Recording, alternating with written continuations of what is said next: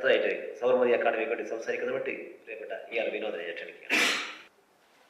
ഇത്തരത്തിലുള്ളൊരു വിഷയം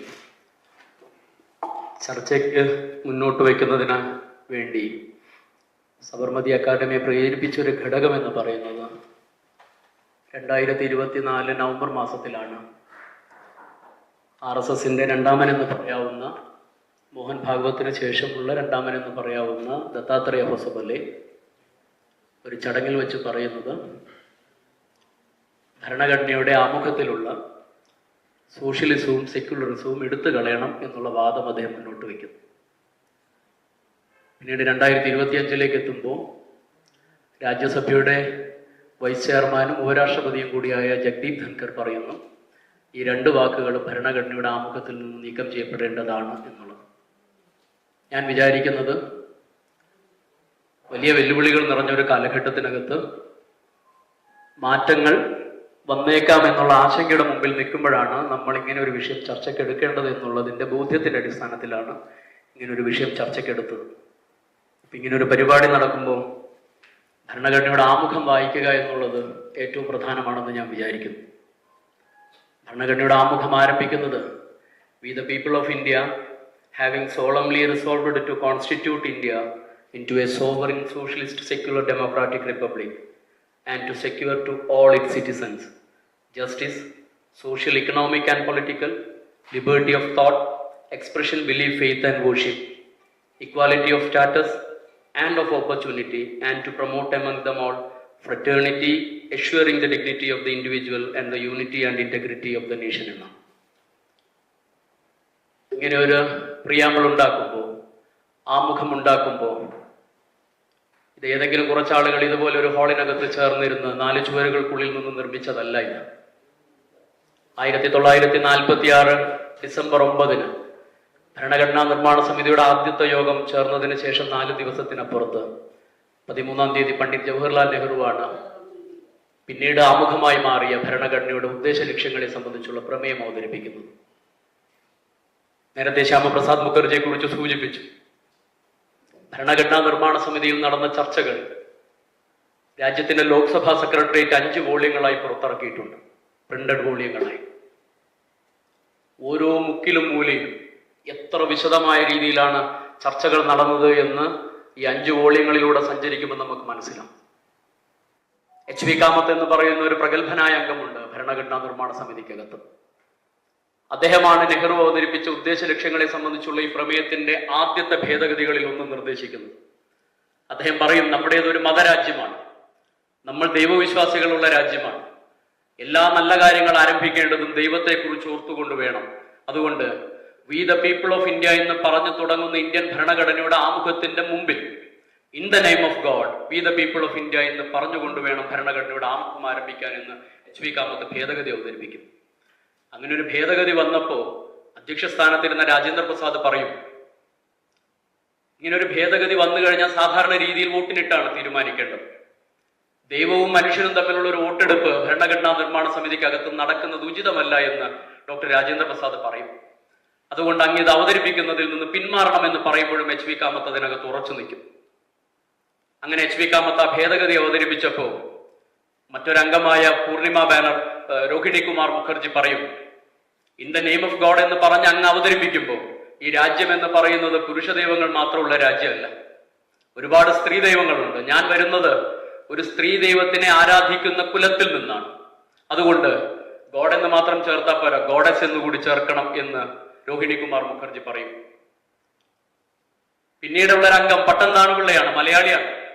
അദ്ദേഹം പറയും, ഞാനൊരു ദൈവവിശ്വാസിയാണ്, പക്ഷെ ഭരണഘടനയുടെ ആമുഖം ആരംഭിക്കേണ്ടത് ദൈവത്തിന്റെ പേരിലാണെന്ന് ഞാൻ വിചാരിക്കുന്നില്ല. അതുകൊണ്ട് in the name of God എന്ന് പറയുന്ന പദം വേണ്ട എന്ന് പട്ടംതാണു പിള്ള എതിർത്തുകൊണ്ട് പ്രസംഗിക്കും. അപ്പോഴാണ് രോഹിണി കുമാർ മുഖർജി കഴിഞ്ഞതിന് ശേഷം പൂർണിമ ബാനർജി എഴുന്നേറ്റ് നിന്ന് പറയുന്നത്, ദയവായി HV കാമത്തിനോട് പറയും, ദയവായി അങ്ങ് ഈ പറയുന്ന ഭേദഗതി പിൻവലിക്കണം. ദൈവത്തെക്കുറിച്ച് മനുഷ്യനെക്കുറിച്ച് ഒരു വോട്ടെടുപ്പ് നമുക്ക് സഭയ്ക്കകത്ത് വേണ്ട എന്ന് പറയുമ്പോഴും അദ്ദേഹം ഉറച്ചു നിൽക്കുകയാണ്.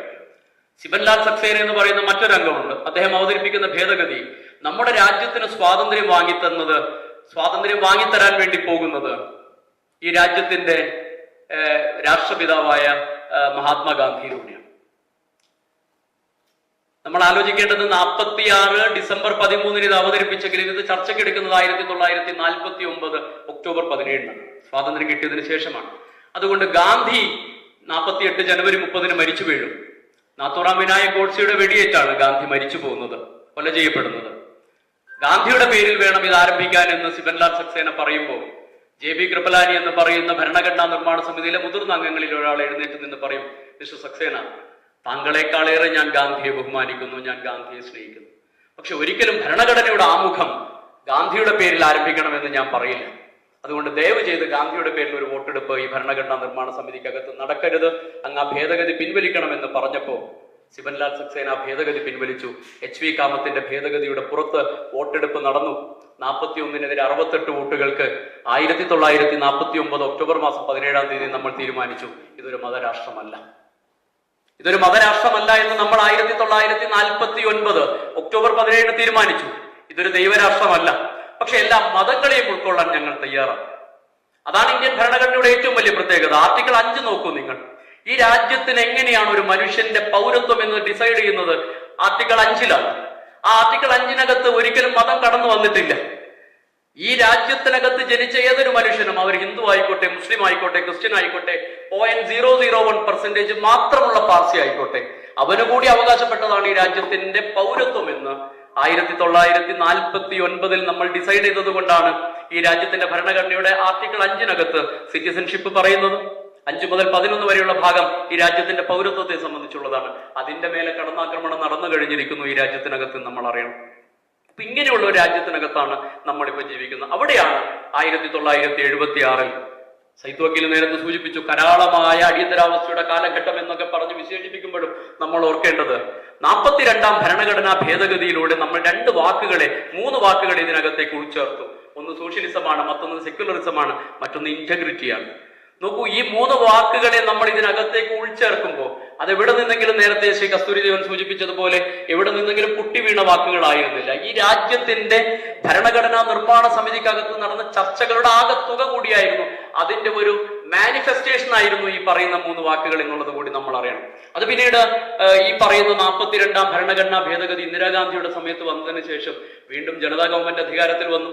അതിനകത്ത് അദ്വാനി ഉണ്ടായിരുന്നു, അതിനകത്ത് വാജ്പേയി ഉണ്ടായിരുന്നു. ആ മന്ത്രിസഭയൊന്നും തന്നെ ഈ പറയുന്ന 3 വാക്കുകളും എടുത്തു കളയണമെന്ന് തീരുമാനിച്ചിരുന്നില്ല. മറ്റു പല ഭരണഘടനാ ഭേദഗതികളും 42-ൽ നടപ്പിലാക്കിയ 42ാം ഭരണഘടനാ ഭേദഗതിയിലൂടെ കൊണ്ടുവന്നതിനെ 43-ഉം 44-ഉം ഉപയോഗിച്ച് മൊറാർജി ദേശായിയുടെ മന്ത്രിസഭ ഇല്ലാതെയാക്കിയെങ്കിലും ഈ പറയുന്ന ഭേദഗതിയെ തൊടാൻ തയ്യാറായില്ല. കാരണം ഇതൊരു മാനിഫെസ്റ്റേഷനാണ്. ഈ രാജ്യത്തിന്റെ ഭരണഘടനാ നിർമ്മാണ സമിതി നടത്തിയ ചർച്ചകളുടെ ആകത്തുകയാണ് എന്നുള്ളതാണ്. SR ബൊമ്മെ കേസിനകത്ത് ബഹുമാനപ്പെട്ട സുപ്രീം കോടതിയുടെ 9-അംഗ ബെഞ്ച് പറഞ്ഞ ഒരു കാര്യം കൂടി ഞാൻ നിങ്ങളുടെ ശ്രദ്ധയിൽപ്പെടുത്താൻ ഈ അവസരത്തിൽ ആഗ്രഹിക്കുന്നു. അതിനകത്ത് പറഞ്ഞത്, though the concept of the secularism was not expressly engrafted while making the constitution, its sweep, operation and visibility are apparent from fundamental rights and directive principles and their related provisions. പ്രത്യേകിച്ച് secularism എന്ന് പറഞ്ഞിട്ടില്ലെങ്കിൽ പോലും നമ്മളുടെ ഭരണഘടനയിലെ നിർദ്ദേശക തത്വങ്ങളിലും നമ്മുടെ ഭരണഘടനയിലെ മൗലികാവകാശങ്ങളെ സംബന്ധിച്ചുള്ള പ്രഖ്യാപനങ്ങളിലും എല്ലാം തന്നെ ഉൾച്ചേർന്നിരിക്കുന്നത് ഈ ഭരണഘടനയിലെ സെക്യുലറിസം എന്ന് പറയുന്ന ആ ഒരു കൺസെപ്റ്റ് ആണെന്ന് ഈ പറയുന്ന 1994-ലെ SR ബൊമ്മെ കേസിനകത്ത് പറഞ്ഞു. SR ബൊമ്മെ കേസ് ഒരിക്കലും ഭരണഘടനയുടെ പ്രിയാമ്പിളിനെ സംബന്ധിച്ചുള്ള കേസല്ല. SR ബൊമ്മെ എന്ന് പറയുന്നത് കർണാടകയിലെ മുഖ്യമന്ത്രിയായിരുന്നു ജനതാ പാർട്ടിയുടെ. അദ്ദേഹത്തിന്റെ മന്ത്രിസഭ ആർട്ടിക്കിൾ 356 ഉപയോഗിച്ച് പിരിച്ചുവിടപ്പെട്ടപ്പോൾ അതിനെതിരെ സുപ്രീം കോടതിയിൽ ചെന്നപ്പോഴാണ് ഭരണഘടനയുമായി ബന്ധപ്പെട്ട വിഷയങ്ങൾ ചർച്ച ചെയ്യുന്നതിനിടയിൽ സുപ്രീം കോടതി ഇത് പറയുന്നത്.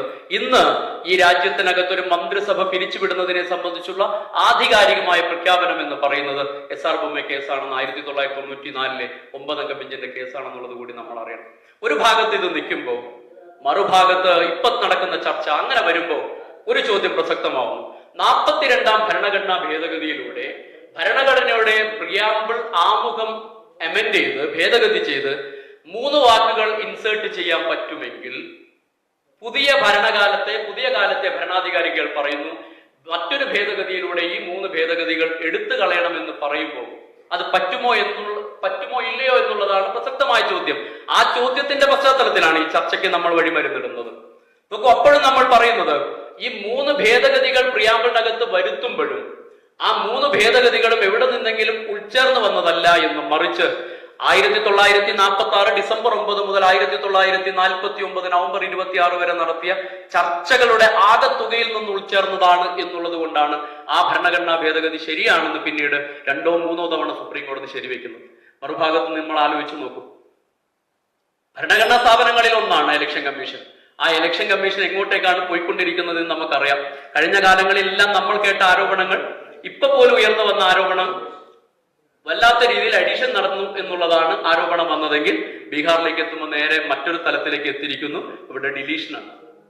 ഒരു കാലത്ത് അഡീഷൻ നടത്തി മറുകാലത്ത് ഡിലീഷൻ നടത്തിക്കൊണ്ടിരിക്കുന്ന പ്രോസസ്സിനകത്താണ്. തീർച്ചയായും സൈത്ത് വക്കീൽ പറഞ്ഞ ചില കാര്യങ്ങളോടുള്ള എൻ്റെ ഒരു വിയോജിപ്പുണ്ട്. അത് എനിക്ക് അടുത്ത ഘട്ടത്തിൽ അവസരമുണ്ട് എന്നുള്ളത് കൊണ്ടാണ് ഞാൻ അതിനെക്കുറിച്ച് ഇപ്പൊ പരാമർശിക്കാത്തത്. തീർച്ചയായും അതിനെക്കുറിച്ച് കൂടി പറയാനുള്ള ഒരു അവസരം എനിക്കുണ്ടാവുമെന്ന് ഞാൻ പ്രതീക്ഷിക്കുന്നു. നിർത്തുന്നു. നന്ദി, നമസ്കാരം.